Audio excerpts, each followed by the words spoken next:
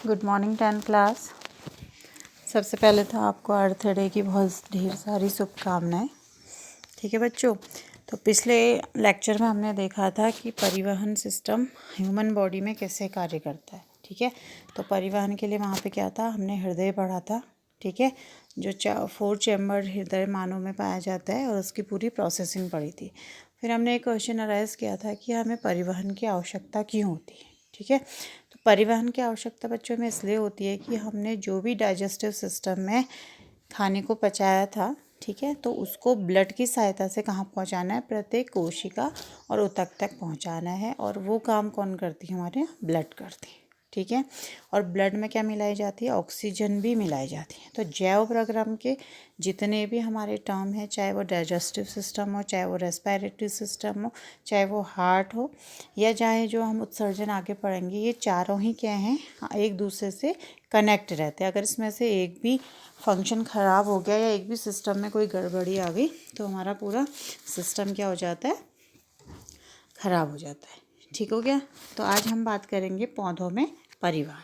ठीक, पौधों में परिवहन। अब जैसे हमने ह्यूमन बॉडी में परिवहन के लिए हमने क्या यूज़ किया था, हृदय। ठीक है, हृदय, और उसमें हमने क्या लिए थी, शिरा और धमनियाँ ली थी, जो कि रक्त को एक स्थान से दूसरे स्थान पे ले जा रही थी। धमनी जो थी वो शुद्ध रक्त को ले जा रही थी और शिरा क्या थी, अशुद्ध रक्त को ले जा रही थी। ठीक है, तो आज हम क्या पढ़ेंगे, पौधों में परिवहन। अब देखिए, पौधों में तो कोई विशिष्ट अंग ऐसे होते नहीं है हमारे ह्यूमंस के जैसे या अन्य जानवरों की तरह, तो उसमें परिवहन कैसे होता है उस चीज़ को हम क्या पढ़ेंगे, यहाँ पे पढ़ेंगे। ठीक है, तो इसमें क्या होता है कि 2 पार्ट होते हैं, एक जाइलम होता है, एक फ्लोएम होता है। ठीक है, पहला क्या बोला मैंने, जाइलम। ठीक है, ये क्या करता है, जड़ द्वारा अवशोषित, ठीक है, जड़ द्वारा अवशोषित किसको, पानी को, H2O को, और किसको, खनिज लवणों को। खनिज लवणों को क्या करता है, अपवर्ड डायरेक्शन में, ठीक है, ऊपर की ओर। जैसे यहाँ पे जड़ बनी हुई है तो इसने क्या करा, जड़ों द्वारा क्या करा, खनिज और पानी को एब्जॉर्ब करा, और इस तरीके से ये क्या कर रहा है, पेड़ों के प्रत्येक अंग तक पहुँचाता है। ठीक है, कौन पहुँचाता है, जाइलम पहुँचाता है। ठीक है, तो इसका मतलब क्या है कि जो हमारा ये जाइलम है वो क्या करता है कि जड़ों द्वारा अवशोषित पानी को और खनिज लवणों को कहाँ पहुँचाता है, पौधे के विभिन्न भागों में पहुँचाता है, तने में, जड़ में, जहाँ भी उसकी आवश्यकता होती है वहाँ पहुँचाता है। ठीक है, तो यानी कि जो परिवहन का, पानी को पहुँचाने का काम कर रहा है परिवहन का, वो कौन कर रहा है, पेड़ों में जाइलम कर रहा है। ठीक है, और जो जाइलम की दिशा होती है वो हमेशा क्या होती है, ऊपर की ओर ही होती है, यानी कि ये क्या होता है, एक दिशीय होता है। ठीक है, जाइलम क्या है, एक दिशीय है, और क्या करता है, जड़ों द्वारा अवशोषित जल और खनिज लवणों को पौधे के प्रत्येक भाग तक पहुंचाता है। ठीक हो गया, इसका नाम क्या है आपका, जाइलम। ठीक, तो जड़ से क्या हो गया, ज से जड़ हो गया आपका, और जौ से क्या हो गया आपका, जाइलम। ठीक है, तो इस तरीके से भी आप इसको याद रख सकते हैं। ठीक, जड़, ज, जाइलम। ठीक है, जड़ और जाइलम, यानी कि जाइलम का वर्क क्या है कि जड़ों द्वारा अवशोषित खाद्य पदार्थ को पौधों के विभिन्न अंगों तक पहुंचाना। ठीक है, अब क्या हो रहा है, ये तो क्या था, पानी पहुंचाने का कार्य। दूसरा कार्य क्या है कि जो पत्तियां भोजन बनाती हैं, सबको पता है ना कि पत्तियां क्या करती है, दिन के समय, सूर्य के प्रकाश के समय क्या करती है, भोजन, फोटोसिंथेसिस के दौरान भोजन, पत्तियां भोजन बनाती हैं। और क्या होता है, उस भोजन को पौधे के जहाँ भी आवश्यकता है वहाँ पहुँचाना, या उसको फल के रूप में क्या करना, इकट्ठा करना और अन्य भागों तक पहुँचाना, वो काम कौन करता है हमारा, वो काम करता है हमारा फ्लोएम। ठीक है, कौन करता है, फ्लोएम, फ्लोएम। ठीक है, तो फॉर्म फ आ गया, और फ से क्या हो गया, नीचे फूड लिखा हुआ है, तो यानी कि फूड, फ्लोएम कहाँ ले जाता है, पौधे के विभिन्न भागों तक ले जाता है जहाँ पर भी उसकी आवश्यकता होती है। अब हमने अभी बात करी थी कि जो जाइलम होता है वो क्या होता है, यूनिडायरेक्शनल होता है, यानी कि एक ही दिशा में काम करता है, अपवर्ड। लेकिन जो हमारा फ्लोएम है वो दोनों दिशाओं में, ऊपर भी जा सकता है, नीचे भी, चारों दिशाओं में वो क्या करता है, काम करता है। ठीक है। जब नीचे खाना पहुंचाना होगा तो नीचे भी आएगा। और एक बारी क्या होता है कि पतझड़ में हमारी पत्तियां सारी झड़ जाती हैं, ठीक है, तो उस वक्त फोटोसिंथेसिस नहीं होता। लेकिन जब दोबारा बसंत ऋतु आती है तो फल भी लगते हैं, फूल लगने की प्रोसेस में और नई पत्तियां आने की प्रोसेस में ये क्या करता है, फिर से खाने को क्या करता है, पौधों के विभिन्न भागों तक ले जाता है। तो इसका जो काम होता है वो क्या होता है, सारी दिशाओं में कर सकता है। तो ये द्विदिशीय या बहुदिशीय हो सकता है, ठीक है।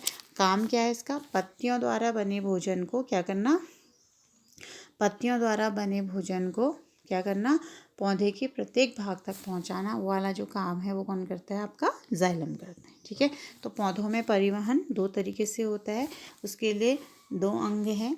हमारी तरह वेल डेवलप्ड तो नहीं है, लेकिन पौधों के हिसाब से क्या है, जाइलम और फ्लोएम है। जाइलम क्या करता है, पौधों द्वारा, पौधों में जो जड़ें पाई जा रही है उससे द्वारा पानी को और खनिज लवणों को अवशोषित करके पौधे के प्रत्येक भाग तक पहुंचाता है, ताकि दिन में पत्तियां फोटोसिंथेसिस की क्रिया पूरी कर सकें। और फ्लोएम क्या करता है, बने हुए खाद्य सामग्री को जहाँ भी उसकी आवश्यकता है या स्टोर करने के लिए फलों की सहायता से या सब्जियों की उसमें, तो उसको क्या करता है, चारों दिशाओं में क्या करता है, ले जाता है। ठीक हो गया। अब जो हमारा नेक्स्ट टॉपिक है वो है वाष्पोत्सर्जन, ठीक है। वाष्पोत्सर्जन क्या हुआ, ठीक। वाष्पोत्सर्जन क्या होता है कि रंध्र आपने पढ़े होंगे, पहले वाष्पोत्सर्जन को समझ लेते हैं। वाष्पोत्सर्जन क्या होता है कि जो हमारे पेड़ पौधे हैं वो क्या करते हैं, बहुत मात्रा में पानी को एब्जॉर्ब कर लेते हैं, ठीक है। और फोटोसिंथेसिस की क्रिया में पानी की आवश्यकता होती है, बट इतनी नहीं होती है। तो उस वक्त क्या होता है, पौधा दिन के समय, प्रकाश के समय अपने शरीर में जो पत्तियों में पाए जाते हैं रंध्र, जैसे कि आप स्ट्रक्चर में देख रहे हैं, ये रंध्र का स्ट्रक्चर है। अब ये खुली स्थिति में है, ठीक है। तो इसमें क्या होता है, द्वार कोशिकाएं पाई जाती हैं, ठीक है, सहायक कोशिकाएं पाई जाती है, हरित लवक पाया जाता है। अभी ये क्या है, खुली स्थिति में। तो दिन के समय जब इसमें स्फीति बढ़ती है तो ये खुल जाते हैं, और स्फीति कम होती है तो ये बंद हो जाते हैं, ठीक है।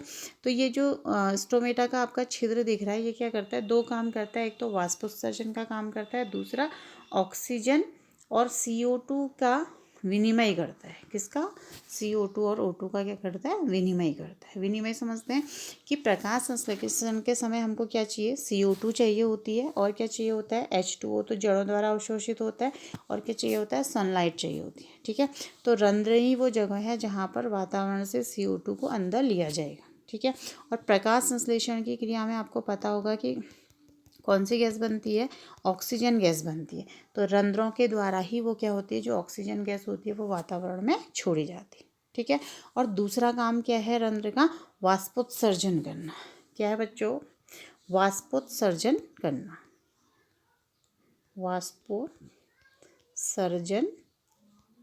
करना, ठीक है। तो वाष्पोत्सर्जन में क्या है कि जो शरीर का, प्लांट के शरीर में जो एक्स्ट्रा पानी है उसको क्या करना, रंध्र की सहायता से बाहर निकाल देना, वातावरण में निकाल देना, ठीक है। जिससे कि क्या हो, नीचे जब पानी ऊपर की ओर खींच रहा है वाष्पीकरण से, तो उसमें एक चूसण उत्पन्न होता है। तो जाइलम को वो क्या करता है, पानी को ऊपर की ओर खींचने में भी मदद करता है, ठीक है। तो वाष्पोत्सर्जन क्या है, हमारे लिए आवश्यक है, लेकिन अत्यधिक वाष्पोत्सर्जन हानिकारक होता है प्लांट के लिए। जैसे गर्मियों के दिनों में अगर ज़्यादा वाष्पोत्सर्जन हो जाए तो पौधा क्या होता है, मुरझा जाता है, ठीक है। और फिर जैसे शाम होती है, गर्मी थोड़ा कम होती है, तो फिर से क्या हो जाता है, उसकी पत्तियाँ ठीक हो जाती हैं, ठीक। तो रंध्र का क्या काम है, एक तो वो वाष्पोत्सर्जन में हेल्प करता है, दूसरा क्या करता है, ऑक्सीजन और कार्बन डाइऑक्साइड के विनिमय में क्या करता है, हेल्प करता है। और वाष्पोत्सर्जन क्या हुआ कि जो प्लांट ने क्या करा है, वाटर एब्जॉर्ब कर रहा है, अननेसेसरी वाटर को क्या करता है, प्लांट बॉडी से सूर्य के प्रकाश में उड़ा देता है। वैसे भी आपने केमिस्ट्री में वाष्पोत्सर्जन पढ़ा होगा, ठीक है, कि पानी की सतह से पानी का क्या हो जाना, वाष्प बनकर वातावरण में उड़ जाना वाष्पोत्सर्जन कहलाता है। यहाँ पर क्या हो रहा है कि प्लांट बॉडी में जो एक्स्ट्रा पानी है वो क्या करना, सूर्य के प्रकाश में वातावरण में उड़ जाना, ठीक है। और ये क्रिया कब होती है, दिन के समय ज़्यादा होती है, और वक्त उसकी दर जो होती है वो क्या होती है, कम होती है, ठीक है। और उसके लिए हेल्प कौन करते हैं, हमारे रंध्र करते हैं। और जो रंध्र होते हैं मोस्टली पत्तियों में पाए जाते हैं, और हरे तनों में, वायुवी तनों में भी पाए जा सकते हैं, लेकिन सर्वाधिक जो मात्रा में पाए जाते हैं वो कहाँ पर पाए जाते हैं, पत्तियों में पाए जाते हैं, ठीक है बच्चों।